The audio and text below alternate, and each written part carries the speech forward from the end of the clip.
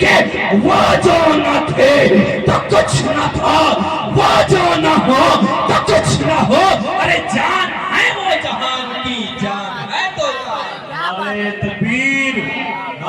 اچھا رضا میرے امام فتاوی رضویہ شریف جلد نمبر 15 میں تحریر فرماتے ہیں کہ جب حضرت آدم علیہ السلام کو آسمان سے زمین کی طرف اتارا گیا، جب حضرت آدم علیہ السلام زمین پر تشریف لائے، رب کی بارگاہ میں یہ التجا پیش کی، رب کی بارگاہ میں یہ دعا کی، اے میرے مالک مجھ سے جو عمل ہو گیا ہے میرے عمل کو معاف فرما دے، اے میرے مالک مجھ سے جو عمل ہو گیا میرے عمل کو معاف فرما دے۔ وقت کا مفتی، وقت کا وہ بادشاہ، وقت کا وہ قلمکار میرا امام لکھتا ہے فتاوی رضویہ شریف میں، جب حضرت آدم علیہ السلام نے یہ دعا کی ہے، آگے سے 300 سال تک کوئی جواب نہیں آیا۔ کتنے سال؟ 300 سال تک کوئی جواب نہیں آیا۔ 300 سال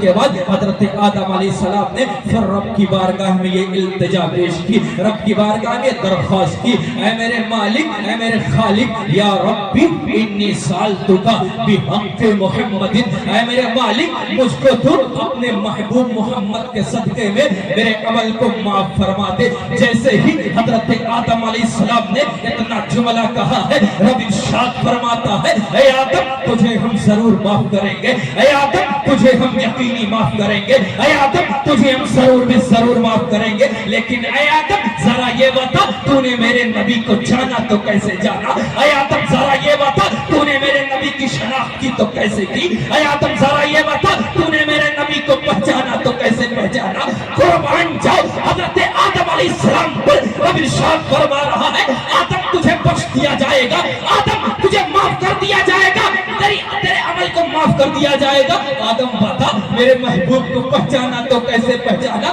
حضرت آدم علیہ السلام عرض کرتے ہیں، اے میرے مالک جب تو نے میرے جسم کو بنایا، میرے جسم میں روح ڈالی، میرے آنکھوں میں دیکھنے کا نور پیدا کیا، تو عرش اعظم کے ماتھے پر میں نے ایک کلمہ لکھا دیکھا جس میں لکھا ہوا تھا لا الہ الا اللہ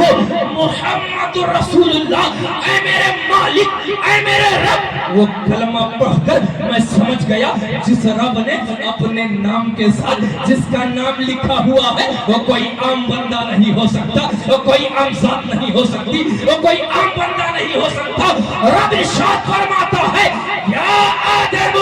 صدقت صدقت صدقت لولا محمد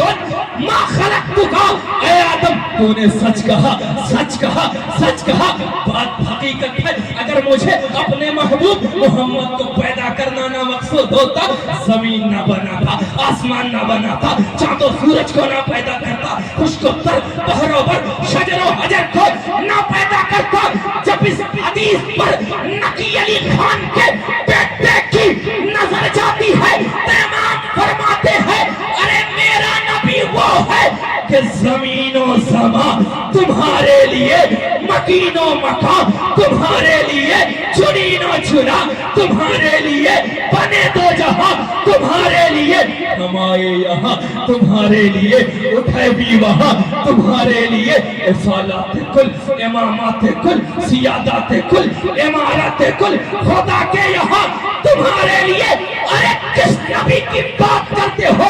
ہم اس آمنہ کے بیٹے کی بات کرتے ہیں کہ اشارے سے چاند کو چیر دیا، چھپے ہوئے خور کو پھیر دیا، ارے گئے ہوئے دن کو اثر کیا۔ یا رسول اللہ یہ تابو تبا تمہارے لیے۔ اور ایک بات بتاؤ، وہ کی توجہ چاہتا ہوں،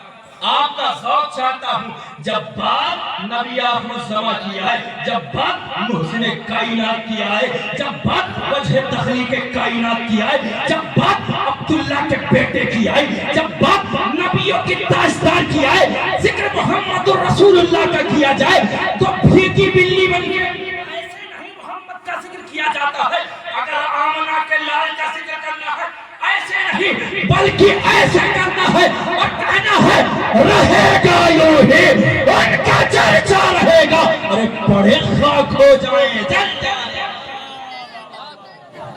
ہم یاد رکھیں، ہم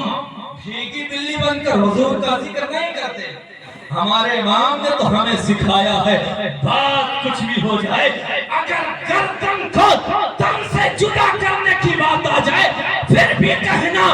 حشر تک ڈالیں گے ہم پیدائش مولا کی دھوم مثل فارس نجد کے گلے گراتے جائیں گے ہاں کیا خاک ہو جائیں عدو جل کر مگر ہم تو رضا دم میں جب تک دم ہے ذکر ان کا سناتے جائیں آپ سے گزارش کرنا چاہتا ہوں بات آمنہ کے لال کی آئے بات محسن کائنات کی آئے بات وجہ تخلیق کی آئے بات محمد عربی صلی اللہ تعالیٰ علیہ وسلم کی آئے تو بھیگی بلی بن کے نہیں سننا ہے بلکہ جب ذکر محمد عربی کا کرنا ہو اچھا آپ کو ایک بات بتاؤں جہاں پھول ہوتے ہیں وہاں کیا ہوتا ہے کاٹا جانتے ہیں آپ جہاں پھول خوبصورت وہاں کیا ہوتا ہے کاٹا توجہ چاہتا ہوں کاٹا جہاں آگ ہو وہاں دھواں ہوتا ہے دیکھتے جہاں آگ جلائی جائے وہاں کیا ہوتا ہے دھواں جہاں خوبصورت پھول ہو وہاں کاٹے ہوتے ہیں لیکن اے امام تیرے قلب کے تیور پر قربان جاؤ اے امام تیرے ذہن پر قربان جاؤ اے امام تیری فکر پر قربان جاؤ اے امام تیرے سوچ پر قربان جاؤ جب میرا امام اپنے نبی کی تعریف کرتا ہے امام کہتا ہے عبداللہ کے بیٹے کو پھول بھی کہا جائے گا عبداللہ کے بیٹے کو نور بھی کہا جائے گا لیکن کانٹوں کا تصور نہیں ہوگا دھوئیں کا تصور نہیں ہوگا میرا امام کہتا ہے وہ کمال حسن حضور ہے کہ گمان نقص جہاں نہیں یہی پھول خار سے دور ہے یہی شمع ہے کہ دھواں عرب والوں کو بڑا ناز تھا اپنے عربی پر عرب والوں کو بڑا اپنے آپ پر وہ ناز کرتے تھے محمد عربی عرب کی دھرتی پر آ کر تمام کے غرور کو چکنا چور کر دیا امام نے فرمایا تیرے آگے یوں ہیں دبے لچے فصحا عرب کے بڑے بڑے کوئی جانے منہ میں زبان نہیں بلکہ جسم میں جان بات سمجھ میں آ رہی آپ طرف کو سننے کے موڈ میں کہیں لبیک یا رسول اللہ لبیک یا رسول اللہ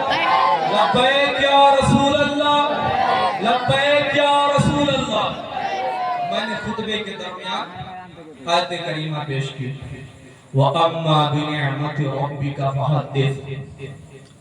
اور اپنے رب کی نعمتوں کا خوب چرچا کرو یہ تنویری سوال آپ سے کر رہا ہے زمین رب کی نعمت ہے کہ نہیں ہے بولیے ابھی زبان بھی رب کی نعمت ہے زمین رب کی نعمت ہے کہ نہیں بولیے تاکہ آپ کا مزاج بنا رہے اتنا دور کا سفر کر کے آیا تاکہ آپ کے سامنے کچھ باتیں کہہ سکے زمین رب کی نعمت ہے کہ نہیں ہے آسمان رب کی نعمت ہے دریا رب کی نعمت ہوا رب کی نعمت خشک و تر رب کی نعمت بحر و بر ہاتھ رب کی نعمت بولتے رہیے پیر کان آنکھ میں نور ذہن دل و دماغ یہ جسم رب کی نعمت ہے اور رب کی نعمت کا ہم شکر بھی ادا کرتے ہیں اے میرے مالک تو نے زمین رہنے کے لیے دی تیرا احسان ہے اے میرے مالک تو نے آسمان دیا تیرا شکر ہے اے میرے مالک پینے کے لیے پانی تو نے دیا تیرا شکر ہے رہنے کے لیے زمین دی تیرا شکر ہے ہواؤں کو پیدا کیا تیرا شکر ہے لیکن کسی مرتبہ فکر برائے نبی سے سوال کریں گے او مولانا بتائیے زمین رب کی نعمت ہے مان لیا آسمان رب کی نعمت ہے مان لیا خشک و تر بحر و بر شجر و حجر تمام رب کی نعمت ہے مان لیا لیکن ذرا یہ بتائیے رب کی سب سے بڑی نعمت کیا ہے رب کی سب سے بڑی نعمت کا نام کیا ہے جب مجھ جیسے مکتبہ فکر برائے نبی سے سوال کیا جائے گا رب کی سب سے بڑی نعمت کیا ہے تو میرا جواب ہوگا رب کی سب سے بڑی نعمت کا نام محمد رسول اللہ ہے اس لیے کہ وہ جو نہ تھے تو کچھ نہ تھا وہ جو نہ ہو تو کچھ نہ ہو ارے جان